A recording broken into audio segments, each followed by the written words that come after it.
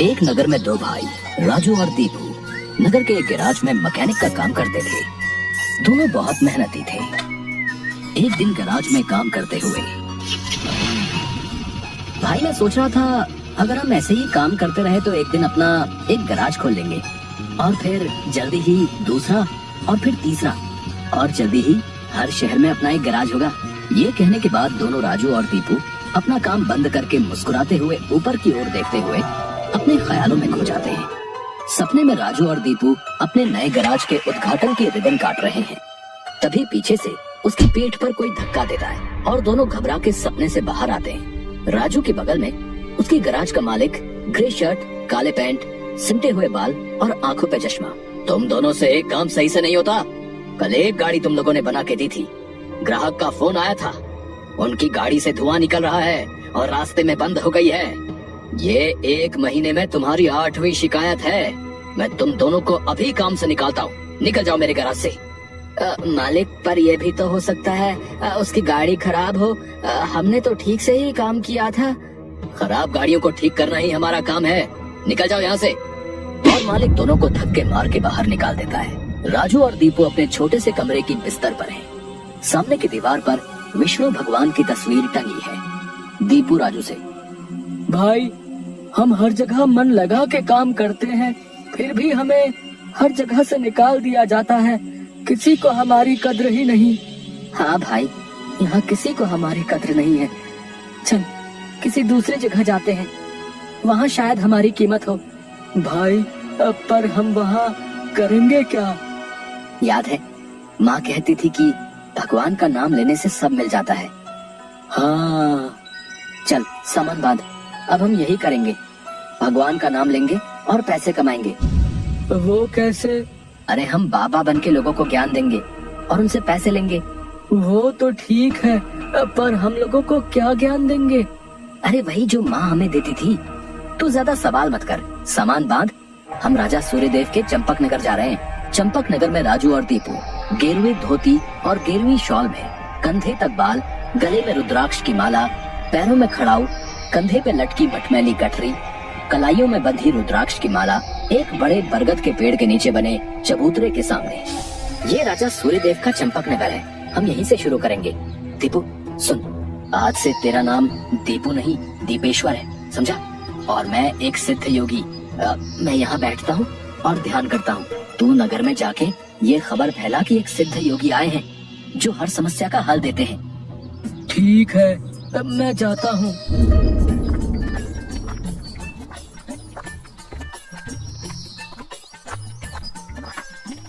भाई हमारे सिद्ध बाबा जी के लिए कुछ दान दो। ये कौन से बाबा हैं और कहाँ हैं? बड़े सिद्ध बाबा हैं, उनके पास हर समस्या का हल है। नगर के बाहर जो बड़ा बरगद का पेड़ है ना, वहाँ ठहरे हुए हैं। अगर तुम्हें कोई समस्या हो तो उनसे जाके मिल लो, वो तुम्हें हल जरूर बताएंगे। पर हाँ, दान के लिए कुछ लेकर जरूर आना। हाँ, मैं जरूर आऊंगा। औरों को भी बता दो, पूरे नगर का भला हो जाएगा। जरूर बाबा जी, जरूर।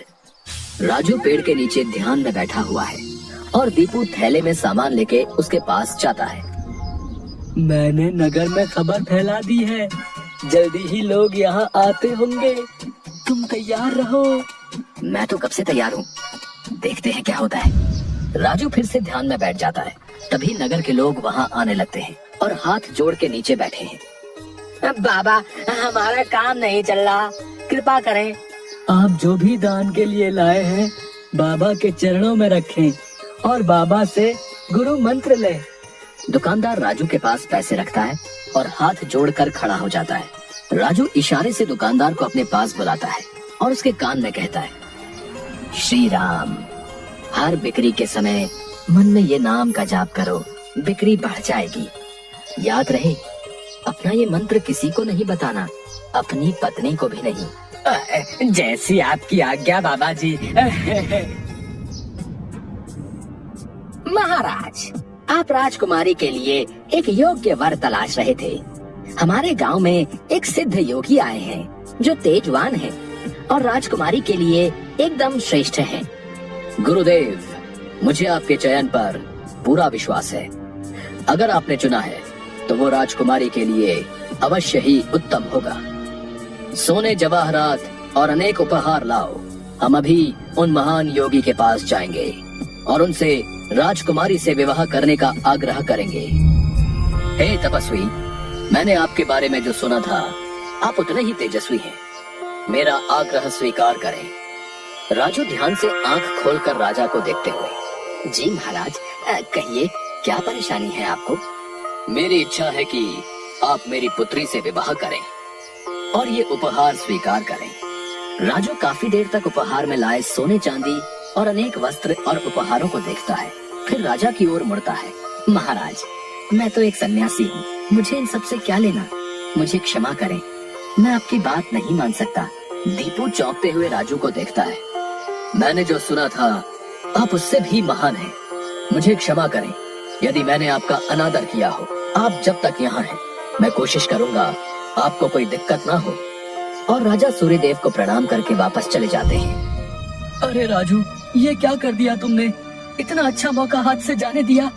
अरे राज करते हम लोग। राज, तुम्हें ये क्या हो गया है? मैं यही सोच रहा था, लेकिन फिर मैंने सोचा कि इतने दिनों से ईश्वर का नाम लेते लेते इतना तो समझ आ गया है कि ईश्वर के नाम अमृत में ऐसा क्या है जो मीरा सारा राजसी ठाट छोड़कर वैरागन बन गई। क्यों प्रहलाद ने अपने पिता की इतनी यातनाएं सही? मुझे भी राम नाम का धन मिल गया है, जिसके आगे इस दुनिया का सारा धन फीका है। मुझे ये सब नहीं पता। हम यहाँ पैसे कमाने आए थे, ना कि साधु बनने। मैं चला, मैं अकेले ही सब संभाल लूंगा। तुम्हें जो ठीक लगे करो, पर अगर किसी मुसीबत में फंस जाओ, पूरी श्रद्धा से ईश्वर का नाम लेना, तुम्हारी मुसीबत दूर हो जाएगी। तुम्हारा दिमाग खराब हो गया है। इतनी आसानी से मुसीबत दूर होती तो सभी खुश होते। राजू बस उसे देखकर मुस्कुराता है और ध्यान में बैठ जाता है। दीपू अपनी पोटली उठा के गाँव में चल देता है। क्यों भाई, कैसा चल रहा है? हाँ भाई, सब बढ़िया है और अब घर में सुख शांति भी है। ये भी बेवकूफ बन गया। राजू है तो चालाक। उसने ऐसी युक्ति की कि कोई उस पर सवाल नहीं उठा सकता। कुछ राशन दान करो। जरूर। दुकानदार राजू के थैले में चावल डालने जाता है। तभी दीपू, ये क्या दे रहे हो? इतनी मिठाइयाँ और मेवे तुम्हारी दुकान में है और तुम ये कच्चे चावल दे रहे हो? इनमें से कुछ दो। पर बाबा तो ये सब नहीं कहते। तुम्हें क्या करना है? जितना कह रहा हूँ वो करो। दीपू आगे जाता है और जौहरी की दुकान में दुकानदार से, और भाई जौहरी, कैसी चल रही है दुकानदारी? बाबा की कृपा से सब बढ़िया चल रहा है। कहिए क्या सेवा करूं? बाबा के लिए कुछ दान दो। इससे पहले कि इन्हें मेरी असलियत पता चले, इनसे तगड़ा दान लेके गांव से गायब हो जाऊंगा। फिर ये लोग राजू के पीछे पड़ेंगे तो उसे समझ आएगा। बाबा के लिए कुछ दान दो। जौहरी पैसे निकाल कर देने लगता है। अरे ये क्या भीख दे रहे हो? बाबा की कृपा से तुम्हारी दुकान चल रही है। इतने सारे जवाहरात हैं, इनमें से दो, कुछ कीमती सा। जितना दोगे उससे ज्यादा मिलेगा। ये बाबा को क्या हो गया है? कोई नहीं, बाबा को देने से मेरा क्या घटेगा। जौहरी एक सोने की हार दीपू को दे देता है। ये लीजिए बाबा। अच्छा धन बटोर लिया है मैंने। इससे काफी दिनों तक काम चल जाएगा। बड़ी भूख लग गई है, कुछ मिठाइयाँ खा लूं। दीपू एक पेड़ के नीचे बैठ के मिठाइयाँ खाने लगता है। तभी वहाँ 4 डाकू, चेहरे पे नकाब, काले कपड़े और हाथ में छुरी लेकर आ जाते हैं। जो कुछ भी है वो हमें दे दो, नहीं तो हम तुम्हें मार डालेंगे। दीपू डर से अपनी पोटली उन्हें दे देता है। तभी डाकुओं के सरदार का नकाब खुल जाता है। दीपू उसे देख लेता है। अब तुझे मरना होगा, क्योंकि तूने मेरा चेहरा देख लिया है। हे भगवान, ये क्या हो रहा है? कैसे बचूं इनसे? भागने की कोशिश की तो ये लोग पकड़ लेंगे। क्या करूं? तभी उसे राजू की बात याद आती है। अगर किसी मुसीबत में फंस जाओ, पूरी श्रद्धा से ईश्वर का नाम लेना, तुम्हारी मुसीबत दूर हो जाएगी। दीपू आंखें बंद कर घुटने पर बैठकर, हे नारायण मेरी रक्षा करो, हे नारायण मेरी रक्षा करो। डाकू का सरदार दीपू को उठाकर, सुन, राजा के सिपाही हमारी ओर आ रहे हैं, इसलिए तुझे छोड़ रहे हैं।